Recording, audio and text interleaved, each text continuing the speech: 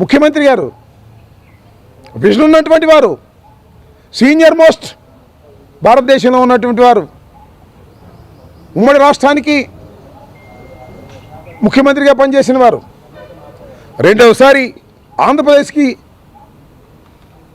ముఖ్యమంత్రిగా పనిచేస్తున్నవారు, 3 పార్టీలు కలుపుకొని సమాధానం చెప్పండి. 5 ప్రశ్నలకి, ఈ 5 ప్రశ్నలకి పారిపోకుండా, దాటవేయకోకుండా సమాధానం చెప్పండి.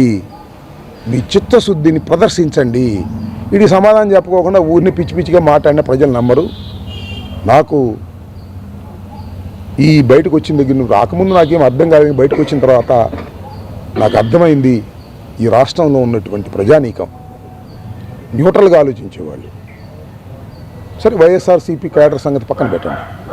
న్యూట్రల్గా ఆలోచించేవాళ్ళు, తెలుగుదేశంలో ఉండి ధర్మంగా ఉండేవాళ్ళు, జనసేనలో ఉండి ధర్మంగా ఉండేవాళ్ళు. చంద్రబాబు నాయుడు గారు కుట్రపూరితంగా అంబటి రాంబాబు ఇంటి మీద దాడి చేయించాడు అనేది నమ్ముతున్నారు. ప్రదర్శించకపోవచ్చు.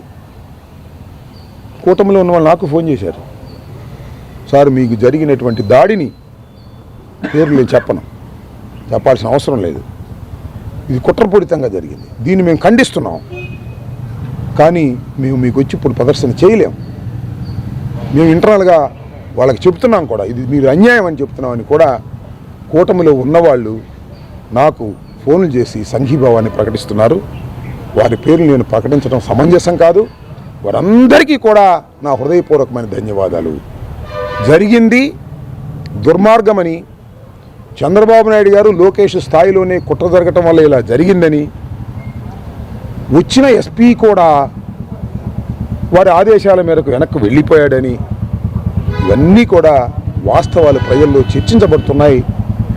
ఈ 5 ప్రశ్నలకి కూడా నారా చంద్రబాబు నాయుడు గారు, ఈ రాష్ట్ర ముఖ్యమంత్రి సమాధానం చెప్పి చిత్తశుద్ధిగా మీరు మీ చిత్తశుద్ధిని ప్రదర్శించుకోండి. సమాధానాలు చెప్పకపోతే మీరు ఇవన్నీ వాస్తవాలుగా ప్రజలు భావించండి అని ప్రజల్ని నేను మనస్ఫూర్తిగా కోరుకుంటున్నాను. ఓకే, మీరు చెప్పినట్టుగా దాడి వెనుక చంద్రబాబు నాయుడు హస్తం కుట్రదాడని చెప్పి చెప్పారు. మరి ఈ కేసులో ప్రధాన ముద్దాయి అతని ఏమన్నా చేర్చాలి కదా? ఎవరిని? చంద్రబాబు నాయుడు. అసలు ఇచ్చిన వాళ్ళనే ఏవనగా కాదు, అప్పుడే వదిలేస్తే ఇంక చంద్రబాబుని పెడితే ఏవనగా ఎందుకు చేరుస్తారు? ఇన్వెస్టిగేషన్ ఈజ్ దేర్, వాళ్ళ ఇన్వెస్టిగేషన్ ఉంది. 120B కింద పెట్టాలి చంద్రబాబు నాయుడు గారిని, లోకేష్ని, ఎందుకంటే వాళ్ళే చేశారు కాబట్టి. వాళ్ళ ఫోన్లన్నీ చెక్ చేస్తే అర్థమైంది. డీజీపీకి ఫోన్ చెక్ చేస్తే అర్థమైంది. ఎవరు చెక్ చేస్తారు? వాళ్ళ రాజ్యం. అరే, కారులు పగలగొట్టి ఇల్లు తగలేయాలని చూసేవాళ్ళు, ఫర్నిచర్ మోసం చేసేవాళ్ళు, పెళ్ళాం బిడ్డలు కొట్టాలని ప్రయత్నం చేసిన వాళ్ళకి సింపుల్గా వదిలేశారే.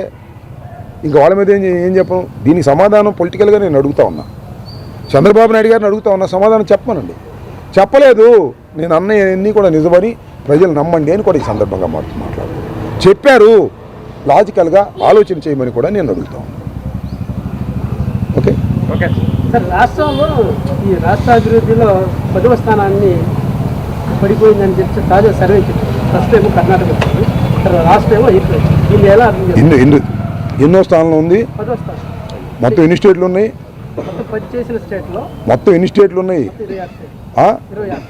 ఇంకొక 29 ఉన్నాయి కదా. ఇంకొక సంవత్సరం తర్వాత ఆంధ్రప్రదేశ్కి 29వ స్థానం వస్తుంది. చంద్రబాబు నాయుడు గారి పరిపాలన అలా ఉంది. పోలీస్ డిపార్ట్మెంట్ను కక్ష సాధించుకోవడానికి ఉపయోగించే స్థాయికి పడిపోయాడు. పొలిటికల్ వెండేటాకి పోలీసులను ఉపయోగిస్తున్నాడు తప్ప లా అండ్ ఆర్డర్ గురించి ఉపయోగించడం లేదు. అభివృద్ధి మీద దృష్టి లేదు. జరిగిపోయిందని మాత్రం ఈనాడు ఆంధ్రజ్యోతి అబ్బో అద్భుతంగా జరిగిపోయిందని అనుకునేటట్టుగా రాసుకుంటున్నారు. There is no development, there is no సంక్షేమం. ఇది జరుగుతున్న విషయం. ఇంకా ఒక సంవత్సరం పోయిన తర్వాత 29వ స్థానానికి వస్తుంది. 29 కన్నా ఇంకా రావడానికి అవకాశం లేదు కాబట్టి 30కి అటు ఆగిపోతుంది. అది my comment. Right. Okay sir.